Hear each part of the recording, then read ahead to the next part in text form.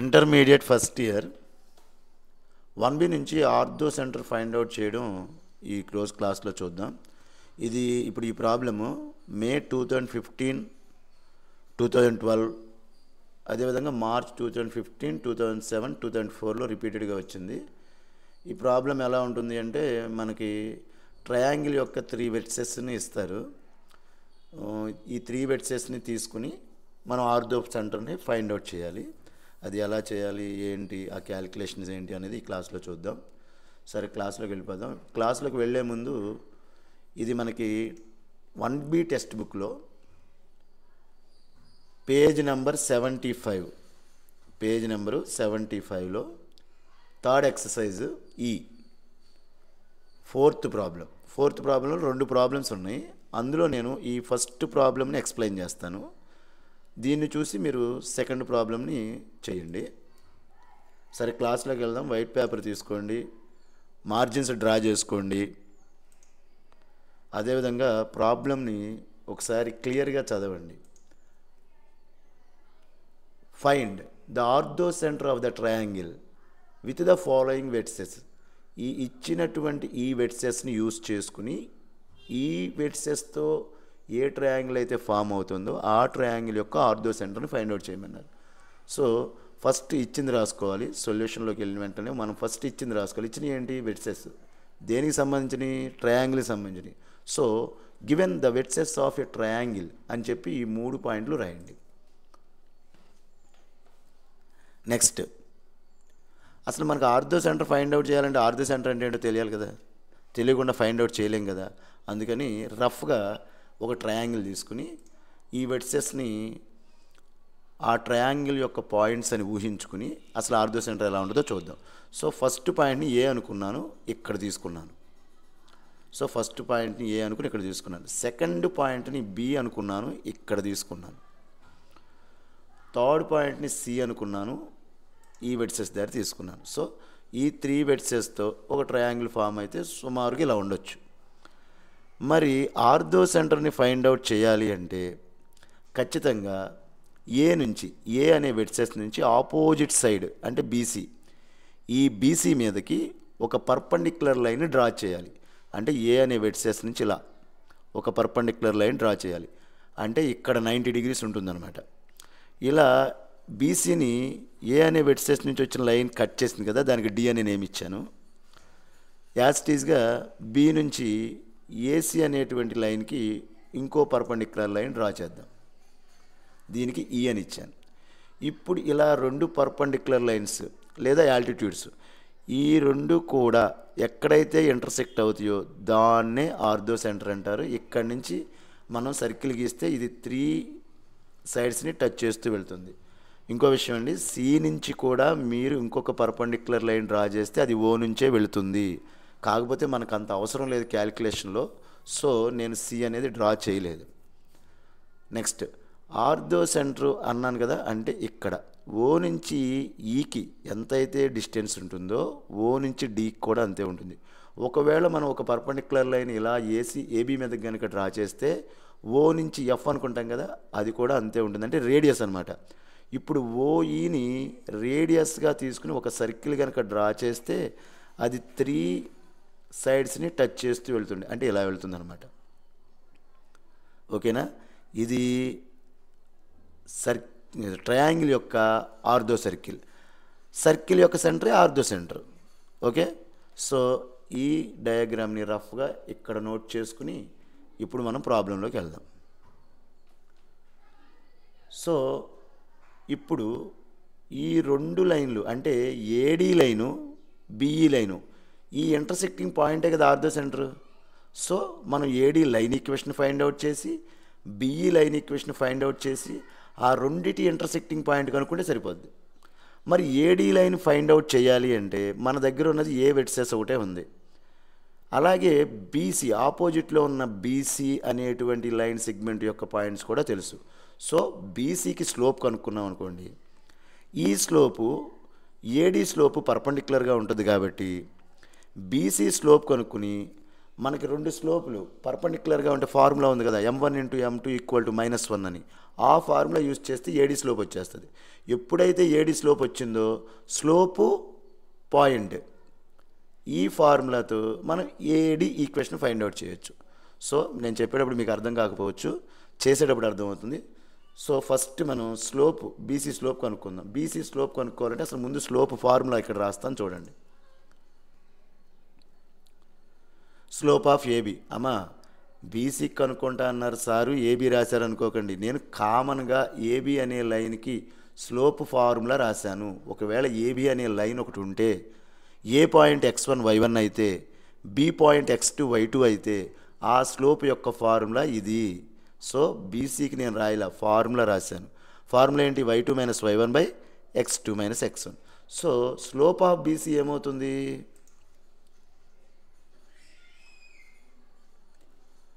ఇది x1 y1 కదా, ఇది x2 y2. y2 minus y1, y2 అంటే 5, y1 అంటే -1, అంటే 5 మైనస్ ఆఫ్ -1. అది న్యూమరేటర్లో రాశాను. ఓకే, నెక్స్ట్ కింద రాయవలసింది అంటే డినామినేటర్లో రాయవలసింది x2 మైనస్ x1. x2 అంటే 2, x1 అంటే 6. x2 మైనస్ x1 కదా ఫార్ములా, అంటే 2 మైనస్ 6. అది డినామినేటర్లో రాశాను. ఇప్పుడు దీన్ని సింప్లిఫై చేద్దాం. బ్రాకెట్ కనుక ఓపెన్ చేస్తే మైనస్ ఇంటూ మైనస్ ప్లస్ అవుతుంది. సో న్యూమరేటర్లో 5 ప్లస్ 1 వస్తుంది. డినామినేటర్ని యాజ్ టీజ్గా ఉంచాం. ఇప్పుడు దీన్ని సింప్లిఫై చేస్తే 5 ప్లస్ 1 6 న్యూమరేటర్లో వస్తుంది. 2 మైనస్ 6 -4 కింద వస్తుంది. -4 ఎలా వచ్చింది అంటే ఈ రెండింటికి కూడా డిఫరెంట్ సైన్స్ ఉన్నాయి. దీనికేమో ప్లస్ ఉంది 2కి, 6కేమో మైనస్ ఉంది. అలా ఉన్నప్పుడు పెద్ద నెంబర్లో నుంచి చిన్న నెంబర్ తీసేయాలి. అంటే 6లో నుంచి 2 తీసేయాలి, అప్పుడు 4. పెద్ద నెంబర్ ముందు ఏ గుర్తు అయితే ఉందో ఆ గుర్తే పెట్టాలి, కాబట్టి -4 వస్తుంది. ఈ రెండిట్లోనూ 2 టేబుల్ క్యాన్సిల్ అవుతుంది. కాబట్టి 6ని 4ని క్యాన్సిల్ చేస్తే 2 టేబుల్ ఇందులో 3 టైమ్స్, ఇందులో 2 టైమ్స్. ఇక్కడ ఉన్న మైనస్ యాజ్ టీజ్గా వస్తుంది. కాబట్టి 3/-2. ఈ మైనస్ని ముందుకు రాస్తే -3/2 అనేది మనకి స్లోప్ ఆఫ్ బీసీ అవుతుంది. మరి slope of AD find out చేయాలి కదా. So we know that formula మనకు తెలుసు. ఏం తెలుసు? Slope of AD equal to -1 by slope of BC. ఇలా రాసినా పర్లేదు, లేదా ఫస్ట్ స్లోప్ని m1 అని సెకండ్ స్లోప్ని m2 అని అనుకుంటే m1 into m2 equal to -1 అని రాసినా పర్లేదు. మీకు చాలా ఈజీగా ఉండడం కోసం నేను ఇలా రాశాను. సో యాజ్ టీజ్గా -1 వస్తుంది. స్లోప్ ఆఫ్ బీసీ అంటే ఇప్పుడే కదా ఫైండ్ అవుట్ చేసాం, అది ఎక్కడ ఉందో చూడండి, ఇదిగోండి ఇక్కడ ఉంది. ఈ వాల్యూ తీసుకొచ్చి స్లోప్ ఆఫ్ బీసీ ప్లేస్లో సబ్స్టిట్యూట్ చేయండి. సో -1 బై -3/2 అనేది వచ్చింది. ఇప్పుడు డివైడెడ్ బై తీసి ఇంటూ పెడితే డినామినేటర్లో ఉన్నటువంటి ఫ్యాక్టర్ రివర్స్ అవుతుంది. సో -1 ఇంటూ రివర్స్ అయితే 2/3 కదా. సో ఇది ఇప్పుడు మనకి రిజల్ట్ ఏమవుతుంది? 1తో ఏది మల్టిప్లై చేసినా అదే.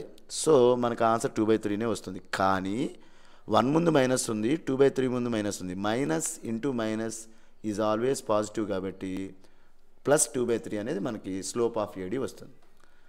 నీకు ఏడి స్లోప్ తెలుసు, అలాగే ఏ అనే వెట్సెస్ పాయింట్ తెలుసు. కాబట్టి పాయింట్ స్లోపు సంబంధించి ఈక్వేషన్ ఫామ్ ఏంటి? y minus y0 equal to m into x minus x0. ఈ వాల్యూస్ని సబ్స్టిట్యూట్ చేసి ఈక్వేషన్ ఆఫ్ ఏడి కనుక్కుందాం. ఓకే, ఈక్వేషన్ ఆఫ్ ఏడి ఫార్ములాలో y ఉంది, సో y యాజ్ టీజ్గా రాయండి. మళ్ళీ మైనస్ ఉంది, ఆ మైనస్ని మైనస్గా రాయండి. y0 అంటే ఇది x0 y0. y0 అంటే -1, ఆ -1 తీసుకొచ్చి ఇక్కడ రాయండి. ఫార్ములాలో ఈక్వల్ టు ఉంది, ఈక్వల్ టు పెట్టాం. m ఉంది, ఇప్పుడే ఫైండ్ అవుట్ చేసాం 2/3. ఆ m ప్లేస్లో 2/3 సబ్స్టిట్యూట్ చేసాం. అలాగే బ్రాకెట్ x ఫార్ములా మైనస్. ఇప్పుడు x0 ఎంత? -2. ఈ -2ని తీసుకొచ్చి ఇక్కడ సబ్స్టిట్యూట్ చేసాం. సో ఫస్ట్ ఫార్ములాస్లో వాల్యూస్ని సబ్స్టిట్యూట్ చేసాము. దీన్ని సింప్లిఫై చేయాలంటే మళ్ళీ ఇది తీసుకుని ఒకసారి ఇప్పుడు చూడండి, దీన్ని సింప్లిఫై చేయాలి. దీన్ని సింప్లిఫై చేయాలంటే ఇక్కడ బ్రాకెట్ తీసేద్దాం. అంటే y మైనస్ ఇంటూ మైనస్ ఎంత? ప్లస్. y +1 లెఫ్ట్ సైడ్ వస్తుంది, 2/3. x మైనస్ ఇంటూ మైనస్ ఎంత plus, X plus 2 right side వస్తుంది. ఇప్పుడు డినామినేటర్లో ఉన్న 3ని ఎల్హెచ్ఎస్ సైడ్ తీసుకెళ్దాం. 3 డినామినేటర్లో ఉంది కాబట్టి y+1 మొత్తాన్ని మల్టిప్లై చేస్తుంది లెఫ్ట్ సైడ్కి వచ్చినప్పుడు. సో y+1 మొత్తాన్ని మల్టిప్లై చేస్తుంది అంటే దీనికి బ్రాకెట్ పెట్టాలి, అంటే 3 × y+1. ఓకే, 3 × y+1 అని పెట్టి ఆ తర్వాత ఇది న్యూమరేటర్లో ఉంది కాబట్టి న్యూమరేటర్లో ఉన్నది 2 × x+2 యాజ్ ఇట్ ఈజ్ అలాగే రాసాం. ఇప్పుడు దీన్ని ఎక్స్పాండ్ చేస్తే బ్రాకెట్ ముందు ఉన్నటువంటి నెంబరు బ్రాకెట్ని ఓపెన్ చేస్తే బ్రాకెట్ లోపల ఉన్న ఈచ్ టర్మ్ని మల్టిప్లై చేస్తుంది. అంటే 3 × y 3y అవుతుంది, 3 × 1 3 అవుతుంది, ఈక్వల్టునే 2 × x 2x అవుతుంది, 2 × 2 4 అవుతుంది. ఇప్పుడు 2xకి +4కి పాజిటివ్ వాల్యూస్ ఉన్నాయి కాబట్టి ఈ లెఫ్ట్ సైడ్ ఉన్నాయి రైట్ సైడ్ తీసుకెళ్దాం. కాబట్టి రైట్ సైడ్ ఉన్నాయి సైన్స్ మారవు, 2x + 4 యాజ్ ఇట్ ఈజ్గా ఉంటాయి. ఈ లెఫ్ట్ సైడ్ ఉన్నాయి రైట్ సైడ్ తీసుకొచ్చా కాబట్టి +3y -3y అవుతుంది, +3 -3 అవుతుంది, =0. దీన్ని సింప్లిఫై చేస్తే 2x -3y యాజ్ ఇట్ ఈజ్గా ఉంటుంది. కానీ కాన్స్టెంట్స్ 2 ఉన్నాయి, ఒక +4 ఒక -3. 4లోంచి 3 సబ్ట్రాక్ట్ చేస్తే 1 కాబట్టి ఆ వాల్యూ 1 అవుతుంది. ఇది మనకు కావాల్సినటువంటి ఫస్ట్ ఈక్వేషన్, ఏడి అనేటువంటి రిక్వైర్డ్ ఈక్వేషన్. సో ఈ ఈక్వేషన్కి 1 అని నేమ్ ఇచ్చేద్దాం. నెక్స్ట్ ఇప్పుడు ఎలా అయితే ఫైండ్ అవుట్ చేసామో అలాగే బిఏ అనేటువంటి లైన్ ఈక్వేషన్ ఫైండ్ అవుట్ చేయాలి అంటే ఫస్ట్ మనకి ఏసీ స్లోప్ కావాలి. కాబట్టి స్లోప్ ఆఫ్ ఏసీ, ఇంతకుముందు నేను already y2 - y1 / x2 - x1 అనే ఫార్ములా ఫస్ట్లో చూపించాను కదా, అందుకని ఇక్కడ నేను డైరెక్ట్గా వేశాను. ఇక్కడ ఏసీలో x1 y1 x2 y2 అనుకుంటే 5 - -1 ఇది న్యూమరేటర్లో వస్తుంది. నెక్స్ట్ x2 - x1 కదా అంటే 2 - -2 ఇది డినామినేటర్లో వస్తుంది. -2కి నేను -1 వేసానమ్మా, ఇది రాంగ్, ఇక్కడ -2 రావాలి. సో రిజల్ట్ చేసినప్పుడు కరెక్ట్గానే చేసినట్టున్నాను, ఇక్కడ మాత్రం -2 నోట్ చేశాను, కొంచెం కరెక్షన్ చేసుకోండి. సో బ్రాకెట్ ఓపెన్ చేస్తే మైనస్ ఇంటూ మైనస్ ప్లస్, ఇదిగోండి minus into minus plus, as it ఈస్గా 5 1 2 2 ఇలాగే వచ్చింది. ఇప్పుడు 5 + 1 ఎంత 6, 2 + 2 ఎంత 4, అంటే న్యూమరేటర్లో 6 డినామినేటర్లో 4. మళ్ళీ ఈ రెండిట్లోనూ 2 టేబుల్ క్యాన్సిల్ అవుతుంది కాబట్టి పైన 3 వస్తుంది, కింద 2 వస్తుంది. సో స్లోప్ ఆఫ్ ఏసీ ఎంత వచ్చింది మనకి 3/2 వచ్చింది. వెంటనే పాయింట్ను స్లోప్ ఫామ్ మనకు తెలుసు కదా, ఇంతకుముందు చేసాం ఈక్వేషన్కి. అది చేయాలి అంటే ఇప్పుడు స్లోప్ ఆఫ్ బిఈ కనుక్కోవాలి. అంటే దీనికి పర్పెండిక్యులర్గా ఉన్నది -1 స్లోప్ ఆఫ్ ఏసీ. ఏసీ అంటే ఇక్కడ ఫైండ్ అవుట్ చేశారు, దాన్ని సబ్స్టిట్యూట్ చేయండి. -1 యాజ్ ఇట్ ఈజ్గా న్యూమరేటర్లో ఉంటుంది. స్లోప్ ఆఫ్ ఏసీ అంటే 3/2, అది డినామినేటర్లో ఉంటుంది. ఇప్పుడు డివైడెడ్ బై తీసి ఇంటూ పెడితే కింద ఉన్న ఫ్యాక్టర్ పైకి వచ్చి రివర్స్ అవుతుంది. -1తో ఏది మల్టిప్లై చేసినా దాని వాల్యూ మైనస్ అవుతుంది కాబట్టి 2/3 మైనస్ వస్తుంది. ఇది స్లోప్ ఆఫ్ బిఈ. నెక్స్ట్ ఇప్పుడు మనం పాయింట్ అలాగే స్లోపు ఈ రెండు మనకు తెలిసింది. పాయింట్ ఏమో బి, స్లోప్ ఏమో -2/3. ఇప్పుడు దీంతో ఫార్ములాతో ఈ వాల్యూని సబ్స్టిట్యూట్ చేద్దాం. చూడండి y -(-1) ఈక్వల్ టు m అంటే 2/3 అంతే కదా. m అంటే -2/3. x - x అంటే 6, ఈ 6 ఇక్కడ సబ్స్టిట్యూట్ చేసాం. దీని వాల్యూని సింప్లిఫై చేద్దాం.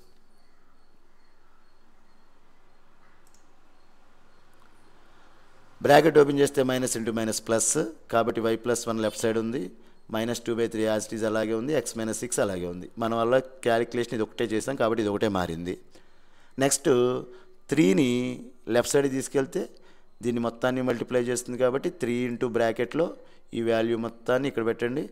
-2 న్యూమరేటర్లో ఉంది, -2 ఇంటూ ఈ బ్రాకెట్ ఇలాగే ఉంటుంది. ఇప్పుడు బ్రాకెట్ని ఎక్స్పాండ్ చేస్తే బ్రాకెట్ ముందున్న నెంబరు ఈచ్ టర్మ్ని మల్టిప్లై చేయాలి కాబట్టి 3 × y 3y అవుతుంది, 3 × 1 3 అవుతుంది. మధ్యలో ప్లస్ ఉంది కాబట్టి ప్లస్ ఉంచాం. Equal to as it is -2 × x -2x, minus into minus plus 2 × 6 12 అయింది.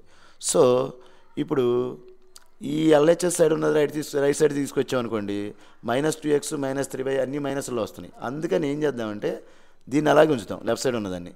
రైట్ సైడ్ ఉన్నదాన్ని లెఫ్ట్ సైడ్ తీసుకెళ్దాం, అప్పుడు మైనస్ కాస్త ప్లస్ అయిపోతుంది.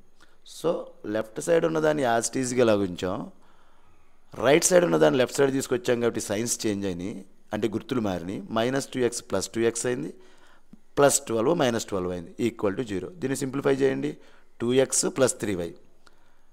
-12 + 3 ఉంది, రెండు వేరు కాబట్టి సబ్ట్రాక్ట్ చేయాలి. 12లో 3 తీస్తే 9, పెద్ద నెంబర్ ముందు ఏ గుర్తుంది? మైనస్, కాబట్టి ఇది మైనస్. సో మనకి సెకండ్ ఈక్వేషన్ కూడా వచ్చేసింది. ఈ రెండు ఈక్వేషన్స్ని రాసుకుని ఆడ్ని ఇంటర్సెక్ట్ అయ్యేటువంటి పాయింట్ని కనుక్కుంటే మనకి ఆర్థో సెంటర్ వచ్చేస్తుంది. ఈ ఫస్ట్ లైన్ ఈక్వేషన్ ఏమో AD, సెకండ్ లైన్ ఈక్వేషన్ ఏమో BE. ఇప్పుడు రెండు లైన్ ఈక్వేషన్స్ తెచ్చుకున్నాం మనం. సో దీన్ని ఇంటర్సెక్ట్ చేసేటప్పుడు మీకు 10th క్లాస్లో నేర్చుకున్నటువంటి ఎలిమినేషన్ మెథడ్ అయినా వాడచ్చు, సబ్స్టిట్యూషన్ మెథడ్ అయినా వాడచ్చు. నేను షార్ట్ ఫామ్ మెథడ్ చెప్తాను చూడండి. షార్ట్ ఫామ్ మెథడ్లో ఫస్ట్ x రాయండి, నెక్స్ట్ ఉన్నది y, ఆ తర్వాత ఉన్నది కాన్స్టెంట్. ఇక్కడ 1 ఉందని 1 రాయలేదు, ఏది ఉన్నా సరే 1 రాయాలి. సో దీని కింద రాసుకునేటప్పుడు ఏంటంటే ఫస్ట్ ఈక్వేషన్ నుంచి yతో బిగిన్ చేయాలి. yతో y కాన్స్టెంట్, x y రాయాలి కోషెంట్స్. y అంటే -3, తరువాత ఉన్నది 1, ఓకే. ఆ తర్వాత మళ్ళీ రిపీట్ అయింది 2, ఆ తర్వాత 2 తర్వాత వచ్చేది -3. యాజ్ ఇట్ ఈజ్ ఈక్వేషన్ కూడా అలాగేస్తే 3 -9 2 3 వస్తుంది అనమాట. 3 -9, 3 నుంచి బిగిన్ అవుతుంది కదా. 3 తర్వాత -9, తర్వాత 2, ఆ తర్వాత 3, అది ఇలా లైన్లో రాసుకోండి. ఇప్పుడు x కింద వాల్యూ ఎలా అవుతుందంటే ఇలా క్రాస్ మల్టిప్లికేషన్ చేయాలి, ఇలా క్రాస్ మల్టిప్లికేషన్ చేసి మైనస్ ఇంటూ మళ్ళీ ఈ క్రాస్ మల్టిప్లికేషన్ చేయాలి. సో ఫస్ట్ ఇది చేస్తాం, -3 × -9 -3 × 1 చేస్తాం. సేమ్ y కూడా అంతే, 1 × 2 చేస్తాం, -9 × 2 చేస్తాం. 1 కూడా అంతే, 2 × 3 చేస్తాం, 2 × -3 చేస్తాం. ఈ చేసేటప్పుడు ఎలా వేసుకుంటామంటే ఇక్కడ చూపిస్తాను చూడండి. x కింద ఇవి చేయాలంటే -3 × -9 -3 × 1. అలాగే y కింద ఎలా వేసుకుంటాం? 1 × 2 -9 × 2. అలాగే 1 డినామినేటర్ కింద ఏం వేస్తాం? 2 × 3 -2 × -3. ఈ వాల్యూని సింప్లిఫై చేస్తే minus into minus plus 9 3s 27, -3 × 1 -3. అలాగే ఇది 2 అవుతుంది, ఇది మైనస్ ఇంటూ మైనస్ కాబట్టి ప్లస్ 9 2s 18, ఇది 6 అవుతుంది, minus into minus plus 2 3 6. So ఇక్కడికి మనకి ఈ పేజ్ అయిపోయింది. దీని కంటిన్యూషన్ స్టెప్ ఏమొస్తుందంటే 27లో 3 తీస్తే 24, అంతే కదా. అంటే x డినామినేటర్లో 24 వచ్చింది, y డినామినేటర్లో 20, 2 + 18, 1 కింద డినామినేటర్లో 12. ఇలా వచ్చినప్పుడు ఈ ఎక్స్ని ఈ కాన్స్టెంట్ని ఈక్వల్ చేస్తే x వాల్యూ వస్తుంది, ఈ వైని ఈ కాన్స్టెంట్ని ఈక్వల్ చేస్తే y వాల్యూ వస్తుంది. అంటే ఎక్స్ని ఇటు సైడు, వైని ఇటు సైడ్ తీసుకుందాం. ఎక్స్ని ఇక్కడ తీసుకున్నాను, వైని ఈ రెండింటిని ఈ రైట్ సైడ్ తీసుకున్నాను. ఇప్పుడు ఎక్స్ వాల్యూ కావాలంటే డినామినేటర్లో ఉన్నది రైట్ సైడ్ పంపించాలి. డినామినేటర్లో ఉన్నది అటు పంపిస్తే ఏమవుతుంది? న్యూమరేటర్లోకి వెళ్తుంది, అంటే 24/12 అవుతుంది. ఓకే, 24/12 అంటే 12 టేబుల్ 2 టైమ్సే కదా. సో ఎక్స్ వాల్యూ 2 వచ్చింది. ఇప్పుడు ఈ డినామినేటర్లో ఉన్నది ఇటు వస్తే 20/12 అవుతుంది. 20/12 అంటే 4 టేబుల్, 20లో 5 టైమ్స్, 12లో 3 టైమ్స్, అంటే y వాల్యూ 5/3 వచ్చింది. అంటే ఇదే మనకు కావాల్సినటువంటి ortho centre x, y. So the required ortho centre of the triangle is 2, 5/3. దీన్ని బాక్స్ కొట్టి డ్రా చేయండి. సో ఇక్కడికి ప్రాబ్లం అయిపోయింది. నెక్స్ట్ క్లాస్లో image theorem, foot of the perpendicular theorem explain చేస్తాను. మీకు ఏమైనా కామెంట్స్ ఉన్నా, మీకేమైనా వేరే ప్రాబ్లమ్స్లో డౌట్స్ ఉన్నా నాకు కామెంట్ సెక్షన్లో కామెంట్ చేస్తే నెక్స్ట్ క్లాస్ అది చెప్తాను. నా స్టూడెంట్స్, మీకు నా వీడియో నచ్చితే లైక్ చేయండి, షేర్ చేయండి, సబ్స్క్రైబ్ చేయండి. అది ఎక్కువ మందికి రీచ్ అవుతుంది. నేను కూడా మీకు క్లాసెస్ చెప్పాలని ఇంట్రెస్ట్ ఉంటుంది. Thank you students.